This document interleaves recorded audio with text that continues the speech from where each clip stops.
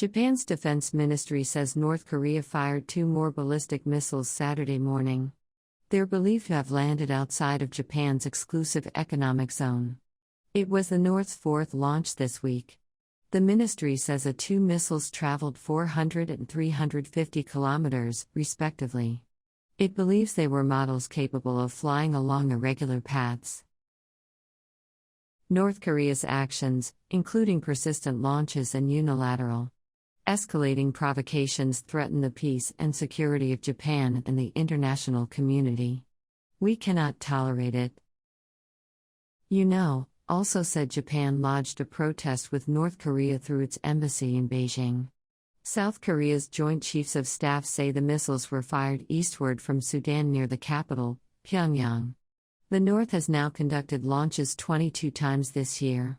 This comes as South Korea and the United States held their first large-scale field training in about 4 years in August. They also conducted joint drills in the Sea of Japan earlier this week. U.S. Vice President Kamala Harris traveled to South Korea and visited the demilitarized zone on Thursday.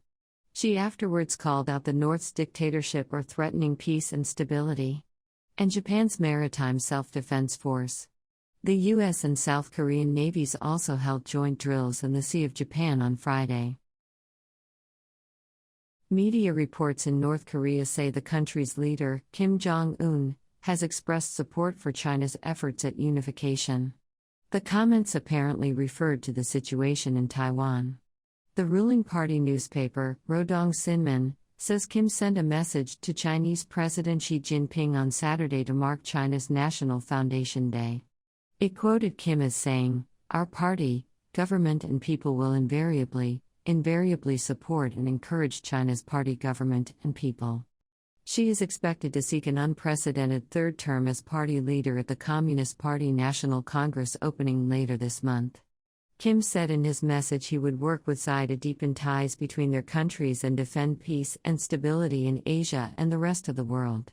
China is already the North's strongest backer, but experts say Kim is seeking an even closer relationship as the U.S., Japan and South Korea boost their ties through joint military exercises.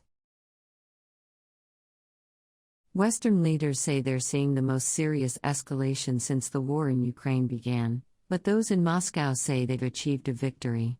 President Vladimir Putin declared 4 regions of eastern Ukraine to be a part of Russia.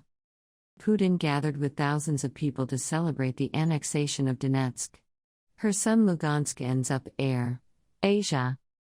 Ludia pretty slim that if random people turned out for the referendums and made this choice to be with their historic homeland, with Russia on their side, I see. He says the Russian troops will defend those territories by all forces and means. But Ukraine's president called the takeover a criminal act. So crossed it that Russia tries to steal what doesn't belong to it. It wants to rewrite history and redraw borders using murder, blackmail, torture and lies. Ukraine will not allow this boost. Zelensky formally signed a document to join the NATO's military alliance.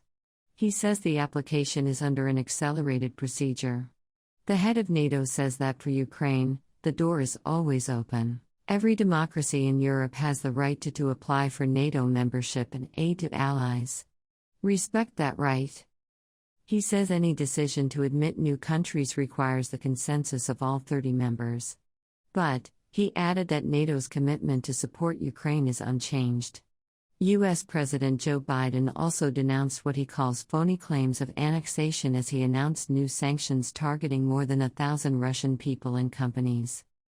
America and its allies are not going to emphasize they are not going to be intimidated by Putin and his reckless words and threats. Biden said Putin's actions are a sign that the Russian leader is struggling, and he pledged an additional $12 billion in support for Ukraine. U.S. officials submitted a resolution to the United Nations Security Council condemning the illegal referendums. Russia voted against it. The Russian ambassador claims some members are intentionally pushing him to use his veto power. Such openly hostile actions on the part of the West are a refusal to engage and cooperate within the Council. And U.S. Ambassador Linda Thomas Greenfield says her delegation will take the resolution instead of to the General Assembly, were there then no vetoes. Blocks away from the UN headquarters, the Russian consulate building in New York was vandalized with spray paint, police said happened in the early morning Friday before Putin announced the annexations. No arrests have been made.